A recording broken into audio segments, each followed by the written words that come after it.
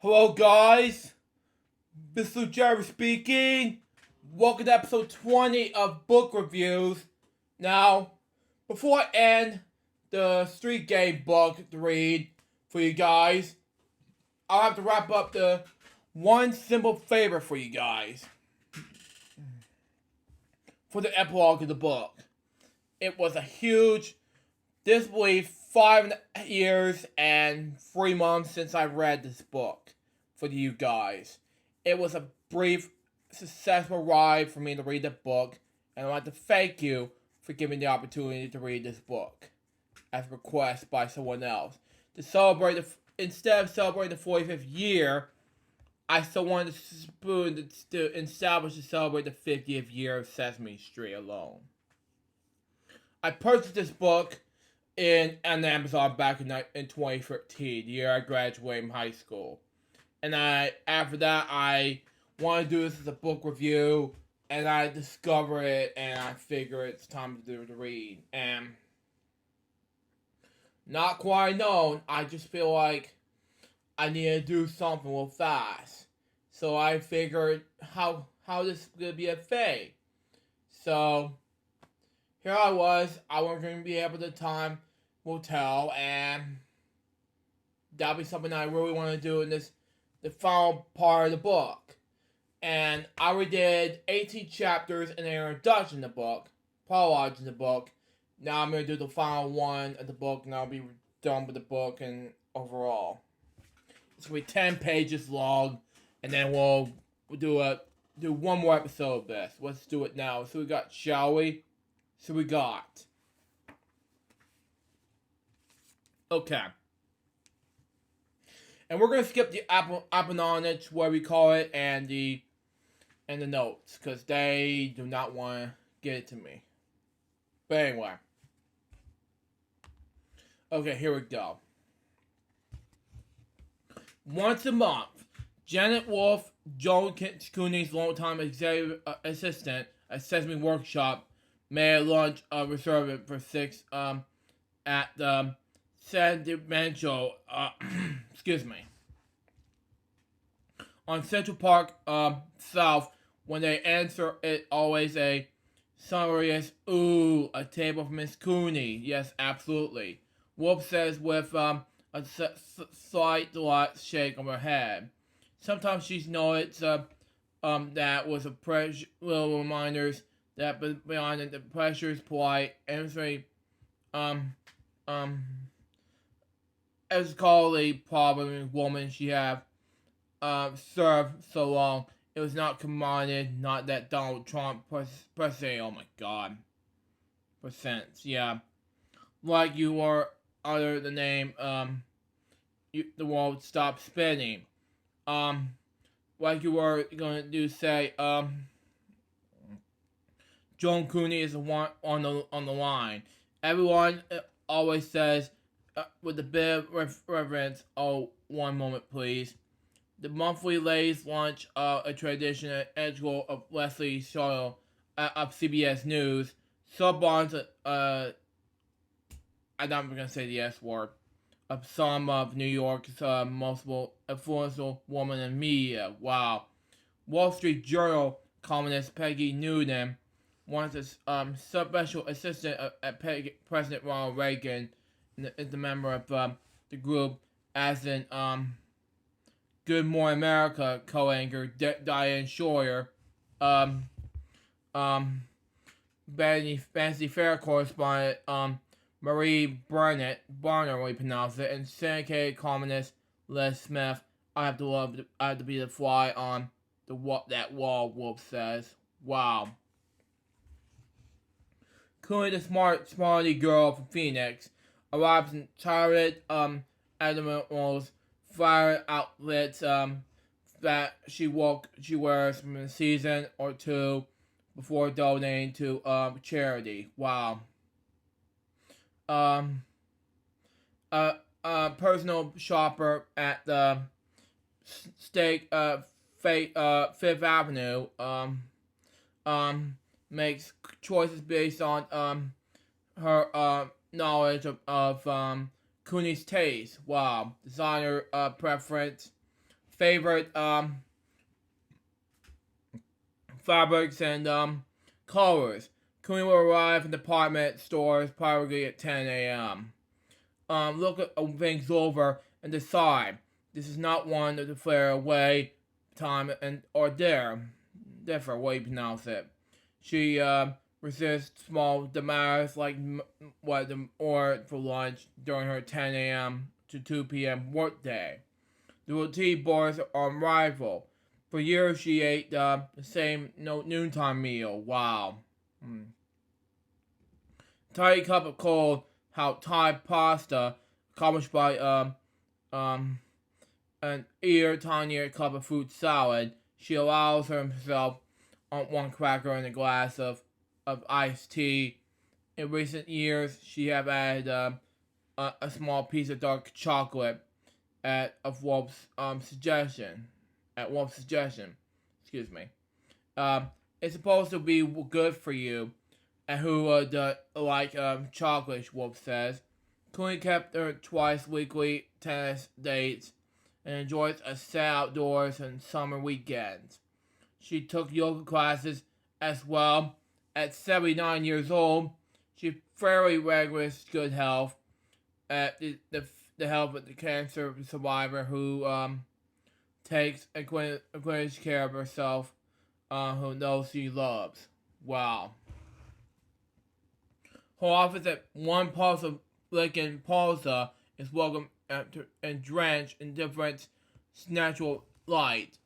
Others have discovered and refurnished at Sesame Workshop through the decades. Could have kept the same desk and corrupted since 1969. In addition to her in the property and financial prudence.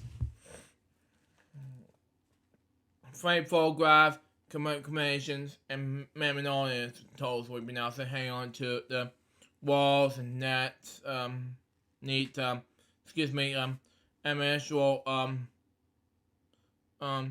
arrangement of words of an image that make a summary statement of her, about her, She appreciates her life of privilege and post-production, and the people who have walked with her stray by stray.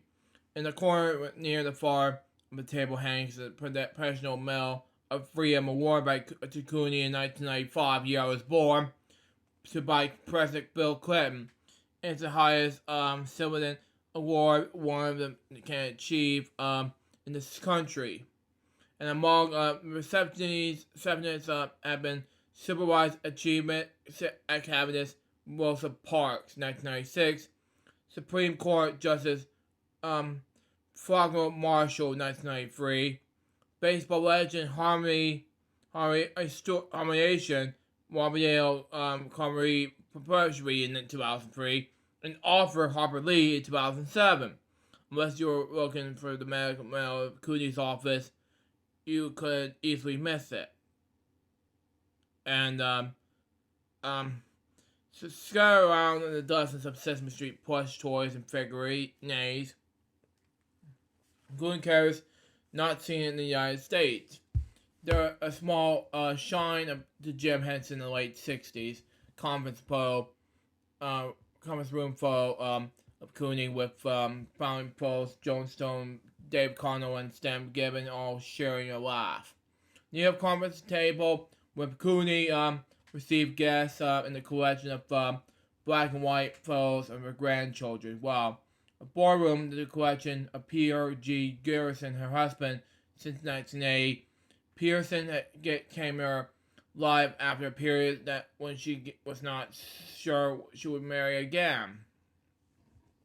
Tim Cooney was enough to care enough of marriage. When I came to Joan's assistant, she was very clear about something. Whoop said one day with a chuckle, my ex-husband came to want the job. Over time, despite the being accused of her over the phone, Wolf showed concern and compassion for Tim Cooney. He had a few visitors who he was hospitalized in 1999 year. I was 4 years old. but Wolf arrived to cheer him. 2 days later, he was dead at 69 years old. And no joke, folks. She attended a memorial for him at his saloon at 7th Avenue. People up and spoke. Wolf said, I was there on Joan's behalf. She currently was not giving up, going to show up for that. I went to report the whole thing to back her. In 2008, Pearson and Cooney moved in a grand apartment on 5th Avenue. Then once belonged to Nelson. Okay.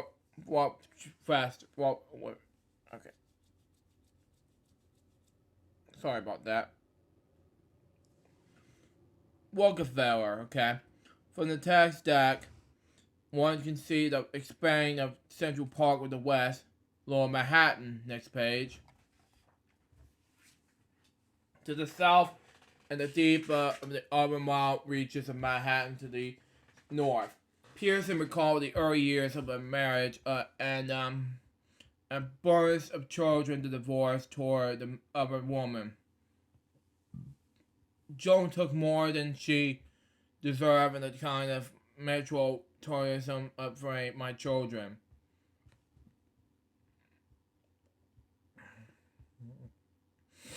Excuse me.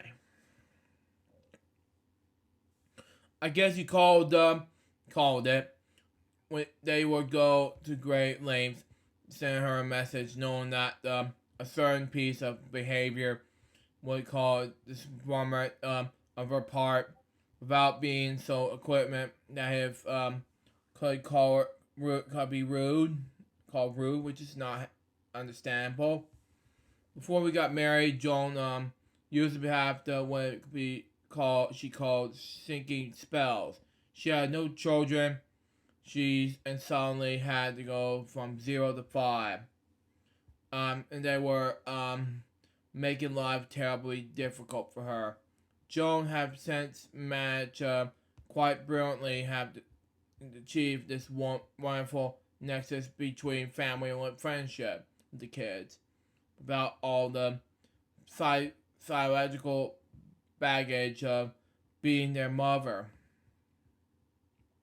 So I think without exception, the kids now adore her and they respect her more mostly, and felt that very close to her. And I felt her very stepmother, call her very stepmother. Wow. The grandchildren have had no problems with me from that day they were born. Cooney said that what thank goodness. Grant and I. The older grandchildren call her Joni, while the younger ones call her Doe. They came about granddaughter Chloe, now 12. Well, now it's at age of 22 or 23 or something like that. Tried to pick up my friends. Sometimes Peggy Noonan will address an email to Cooney, Dear Doe. Wow. Cooney and Chloe share an incredible bond. They took up piano together 3 years ago, and now duets, and have regular pizza and the movie dates.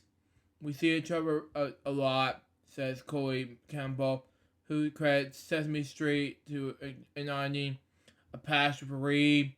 Big Bird was her favorite character. In the early 2000s, Chloe's grandmother began to work on The Roads to Sesame Street, a memoir, which I haven't read before. I'll get to that in a moment.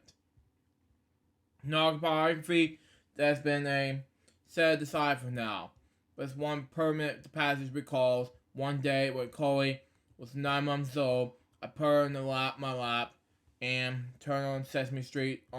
She immediately absorbed whether Big Bird or Elmo came on the screen. She leaned forward her the television set, and then patted the screen, trying to fed the feathers and the fur. She said transfixed for 45 minutes. She began watching the show with her mother and nanny every day. I joined them whenever I had the time. I viewed the show with my children daycare centers to combine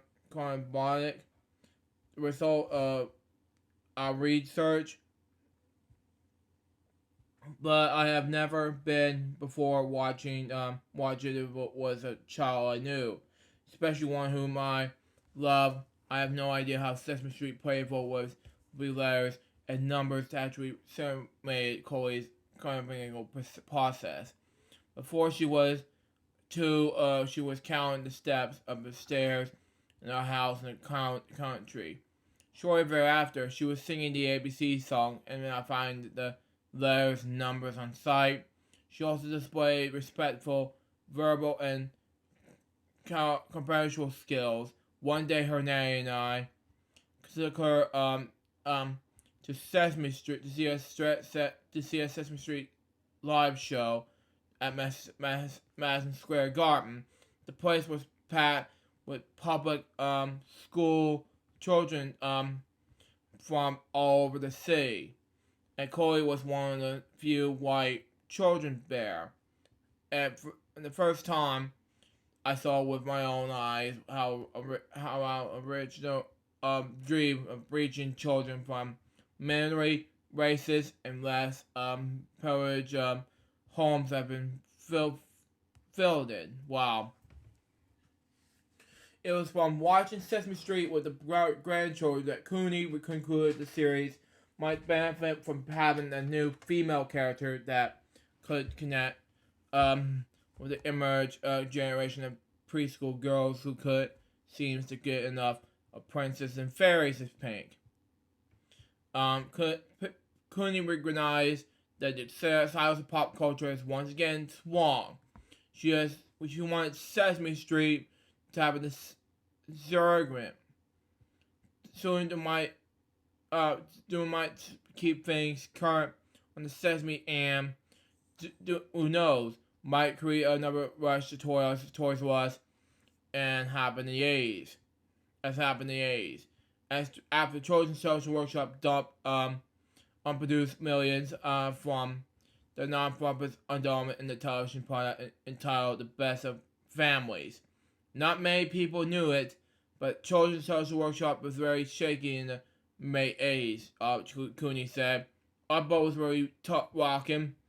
David Bray and I decided that we could go beneath $10 million in the endowment, and we were made about $14 million and fallen. Things go bad so bad that I have David plan that I had in my desk for safekeeping. We called that plan the little workshop. It was a downsizing plan that we would have shed everything except enough to keep Sesame Street going, to make a modern income, but we have cut costs even to do that. Just when things seem so dire, along with a toy called Talking Big Bird, which used new accelerated interactive technologies, which I'm a technician by the way, money started rolling in. It was a beginning of real turnaround analogy. Okay. Sorry about that. For analogy, other things happened, but Talking Big Bird looked like hitting a jackpot in Las Vegas. Wow. On a slot machine. Okay. We just couldn't believe that the chords keep coming out. Talking Big Bird was a miracle. My husband used the expression, dumb luck beats, careful plan my every time, and I always said when things got bad, or something would come over the trend. They always have. The workshop have really been stalked by good luck from the very beginning. Terrible luck in terms. Next page. Okay, where is that? Okay, there we go. We're the last 5 pages, 6 pages, and we'll be done. Of the health and the principal people, terrible and tragic luck. Otherwise, it would always been stalked by a certain amount of dumb luck. Cooney spray paint brainstorm ignite the charge to create Abby Cadabby. Another attempt to watch a funny festivity female lead character. The time through Tony Guest, a Sesame Street staff writer since the early 1970s, provided initial constructively the development of the blonde spike with tiny wings and the magic wand that allowed her to call home with the scary fairy godmother. Abby, performed by English puppeteer comedian Leslie Cornelia Rudolph, is thus television's first fairy godchild. She was announced with great fanfare and public relations puffery in the summer of 2006. Liz Nelson, who was a brief term executive vice president and creative director for the workshop, explained in the New York Times with niche Abby Cadabby was intended to fill. We have a wacky and gentle, but we wanted a female lead character. If you think about the Mary Tyler Moore show, some girls relate to Wanda. Who are Zoe? Some girls relate to Mary, was a girl's girl, and we did not have that girl. Females turn from at this news, proving that more things change, the more they stay the same. When Sarah Chase arrives home to her Liberty job at the University of Maine, Farmington, she reads her knitting and sells into some quality television viewing. The former Sarah Margaret is in her mid-40s now, which is now she was in the mid-50s now. Married 18 years to the Groundwater expert. She chased 2 cats and a dog, and a husband around home. They share 90 miles north of Portland. Sarah undergraduate degree in dance and computer science at Graduate College in Baltimore. Later, she picked up a master's degree in health and fitness at Springfield College in Massachusetts. Suffice to say that Sarah had found a stillness balance between left brain integral pursuits and right brain creative educators. What remains close-knit all these years is the love of television. She and her husband, Mike, had enjoyed the focusing surfing series that have defined primetime network schedules in recent years. Sarah continues to marvel at her father.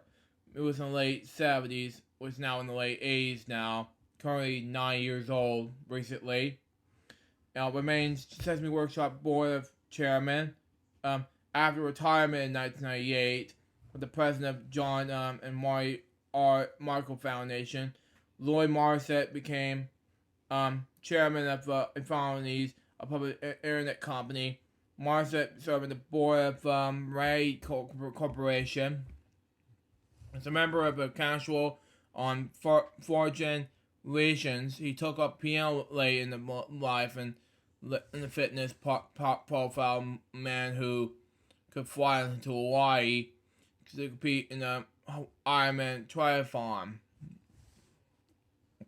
Michael twin portraits of Margaret and Joan Cunha born the entrance to a workshop corporate office in Long Plaza, just 500 steps away from the close of Marshall in the Parisian Opera House.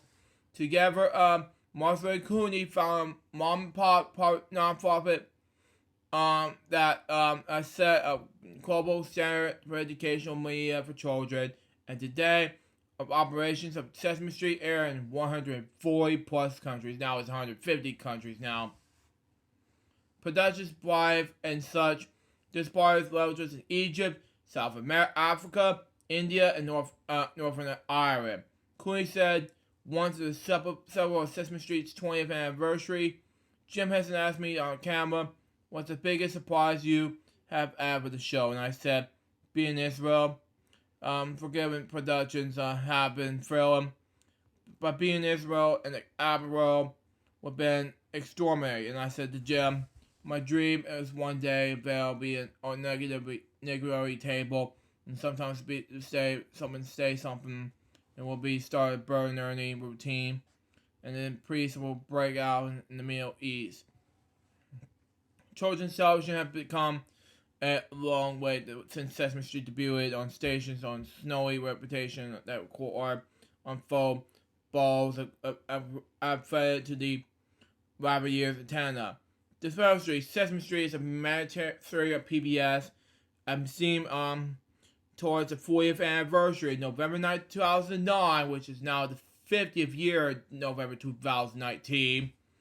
On-demand episodes on the show are available every time available on PBS Kids Sprout. Now it's called Universal Kids at the time. A digital channel offering around the clock preschool program, and now it's on HBO Max, but it's on PBS Kids at the time. Jerry and Neil helped the Sprout deal together with Comcast and Hit Entertainment in 2005. Neil succeeded David Brett as Sesame Workshop's president and CEO in 2000. He has presented over especially in front of the period in the non-profit's history.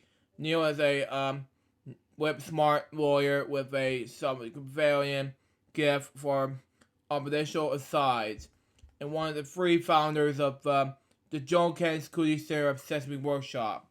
A media lab launched in 2007, whose mission is to coordinate and support research, exploitation, and sensitive in digital media technologies to advance children's learning. Julie and Margaret are once again founders in the enterprise that links the tourists to the practical that they intend to keep going until sometimes they say stop. In a sense, Bert and Ernie have the office these days at Sesame Workshop have serious developments that were always unlikely as a former notorious. The trademarks of the Muppets of Sesame Street were signed at One Lincoln Plaza after a strange spell with the Muppets of the property of next page. EMTV fair German media company that are nearing collapse, such as the internet burst. The Hensons made a strategic decision to sell their company in 2000, Neil said. People were cashing out into all kinds of properties, especially brand names that have some relative in the world. Even to have a classic nature with a positive cashier was an open game at the time. People were pushing me in the workshop and to take SesameStreet.com public to the public. It is called Sesame Workshop, Sesame Workshop Street.com at the time, but that's just me trying to figure out when to SesameStreet.org nowadays. But anyway, when to collect hundreds of millions of dollars by creating a public stock offering of some kinds of private quality offering. There was lots of media money flowing around the tons of ideas, good and bad. Can somebody say pets.com? Okay. Charles Rickson, president of Jim Henson's company, flew to Munich, Germany in the summer of 1999 and meet with Thomas Havler, CEO of EMTV, then Europe's largest distributor of children's television programming. I'll be honest, the working billionaire Hoffa was almost groupie-like in his edition of from the Muppets. Almost along halfway, the companies were posters and photographs of Miss Piggy and Kermit.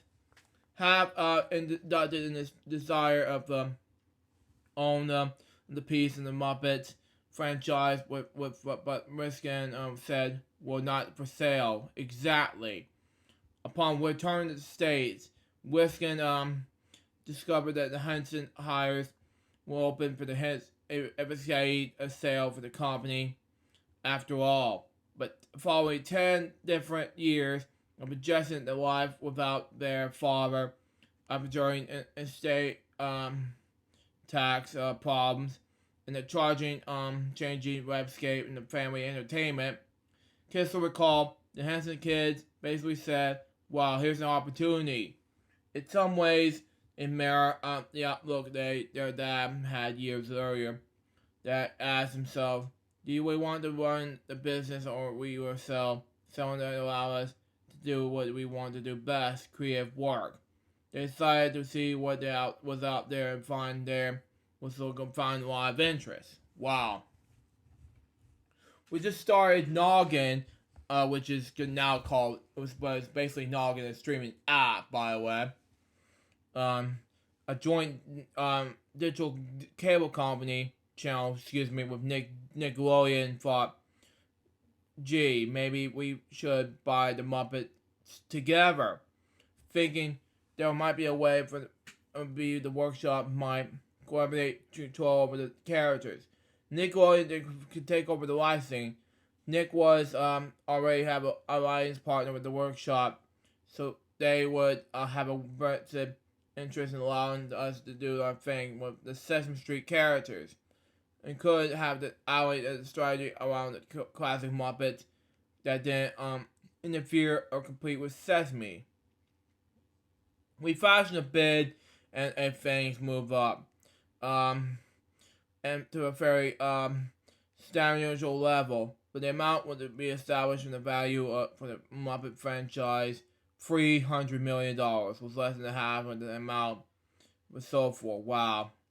Our offer was made everyone grateful. Wow. Tony Hoffa threw a mind-boggling $680 million in cash and stock and the speed of the 5 Henson family children. Only 11 years earlier, Disney had paid $150 million. The deal with EMTV was a combination of February 2000. In Germany, as in the United States, properties were selling at the prices that seemed that really high. Just about everyone at Sesame Workshop, Gary Neal included, read the news in the Wall Street Journal and swallow hard. Had the workshop now already goes of business relations with EM.TV, they would have to be more stressed. Strange enough, there are licensing against agent in Germany. Neil said, and we always go on fine.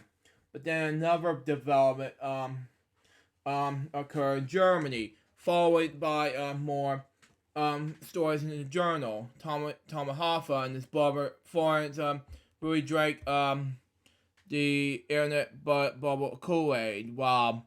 Neil said they began to view themselves as a mini Disney buying company left and right.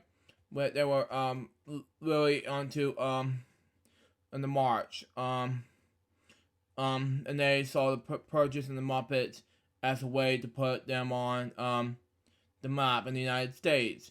But about a week after they did the deal, they put $1 billion on this table by buying half of Formula One, the auto racing circuit in Europe, from Bernie Augustone, how we pronounce it, who was one for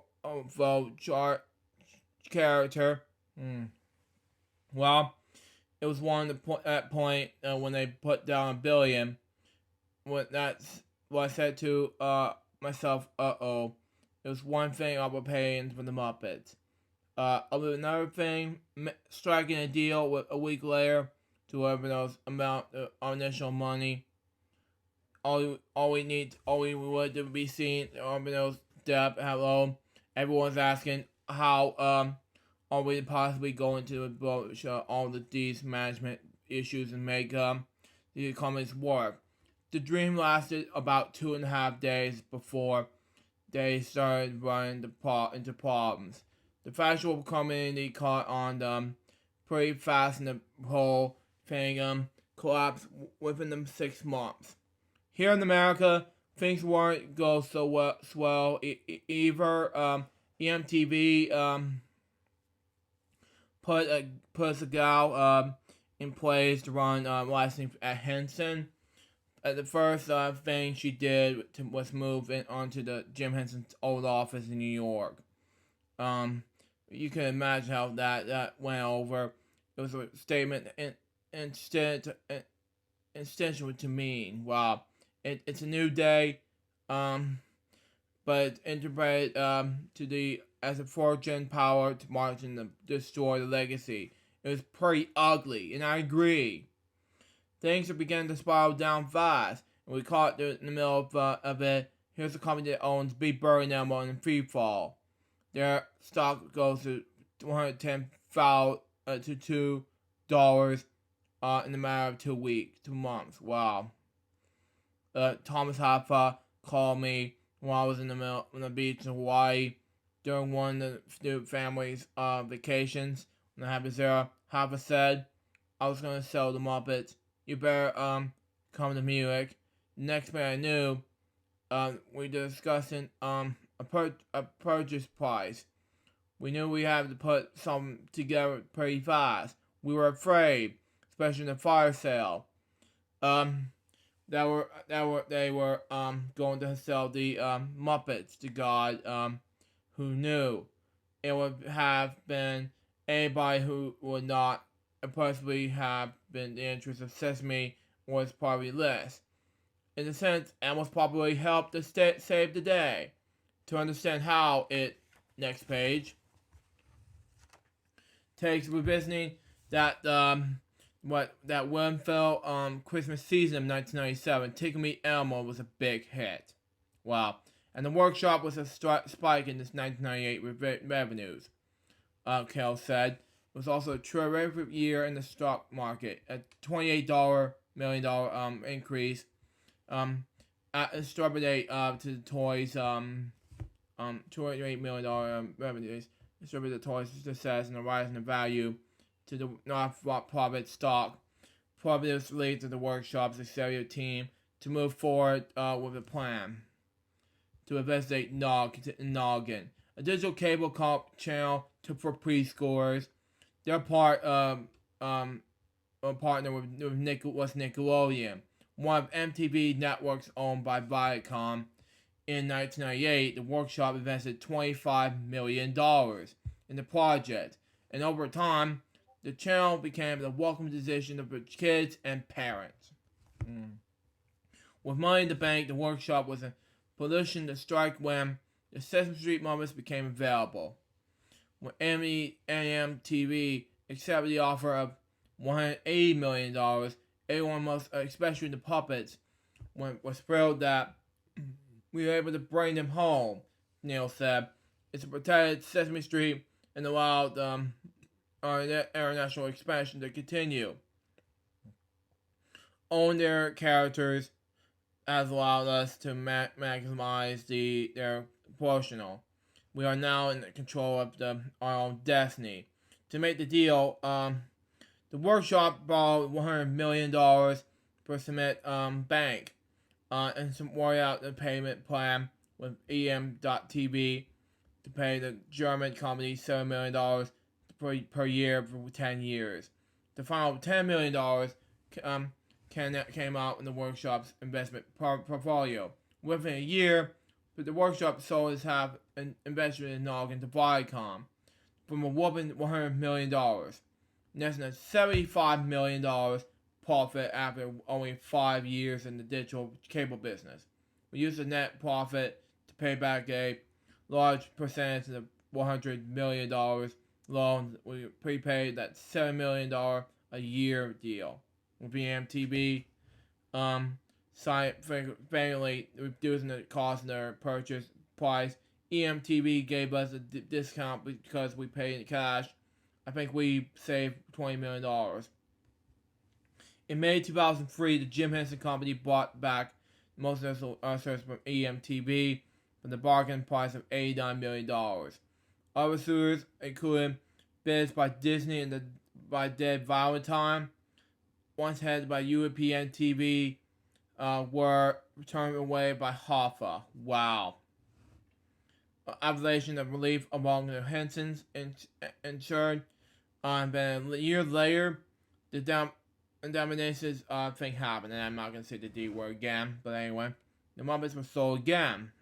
After 11 years of making efforts to do so, the Walt Disney Company finally bought the classic Muppets on February 17th, 2004, for an undisclosed sum. Brian Henson, co-chairman and co-chief executive of Jim Henson Company, said Michael and Jenner's long-standing passion and respect for the Muppets gave me my family confidence in Disney as a partner. It all ended up in the gold place that happened to end up. Wow.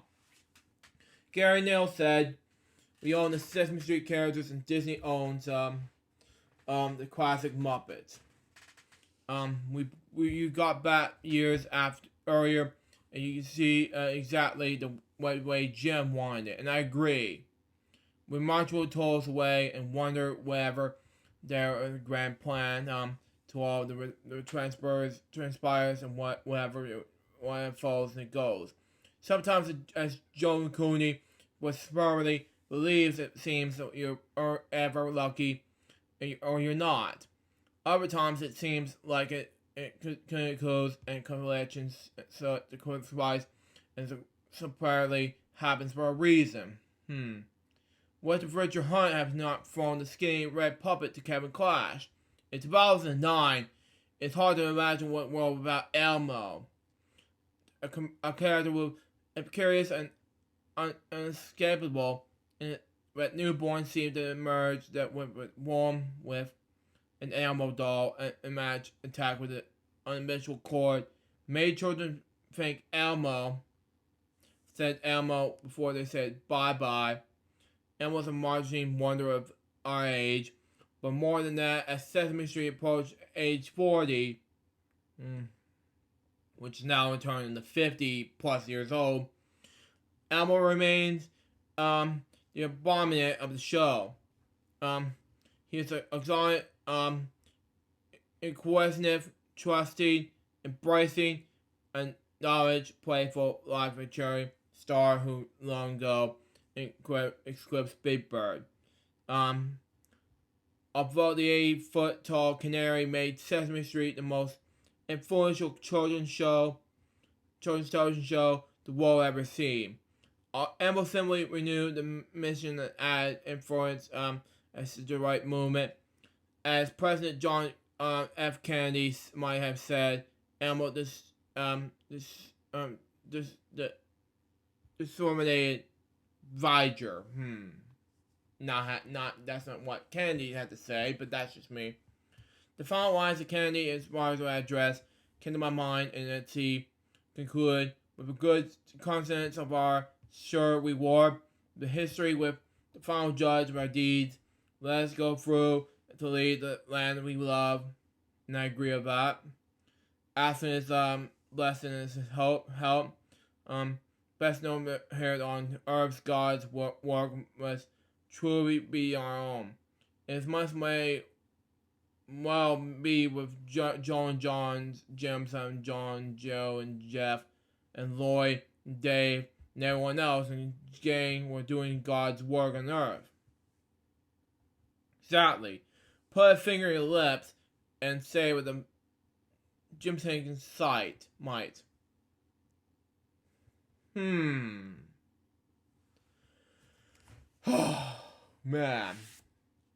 So that was the epilogue of the book. I think it was perfect to finish off the book.